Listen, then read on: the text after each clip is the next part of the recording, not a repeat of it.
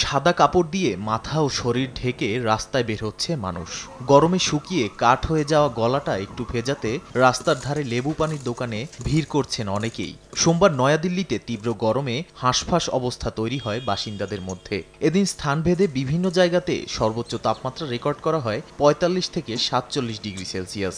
দাবদাহ থেকে জনগণকে বাঁচাতে জারি করা হয় রেড অ্যালার্ট। ভারতের আবহাওয়া দপ্তরের তথ্যমতে প্রতি ঘন্টায় ২৫ থেকে ৩০ কিলোমিটার বেগে গরম বাতাস বইছে। এ অবস্থায় যদি কেউ বাইরে ঘোরাঘুরি করে তবে তার শরীরে পানি শূন্যতা দেখা দিতে পারে। দিল্লি সহ দেশের উত্তর পশ্চিম এবং কেন্দ্রীয় অংশে স্বাভাবিকের চেয়ে জুন মাসে বেশি তাপমাত্রার পূর্বাভাস দিয়েছে আবহাওয়া বিভাগ। গত ১২ মে থেকে দিল্লিতে তাপমাত্রা দৈনিক ৪০ ডিগ্রি সেলসিয়াসের বেশি রয়েছে। তবে শুধু ২৬ জুন তাপমাত্রা কমার পূর্বাভাস দেওয়া হয়েছিল।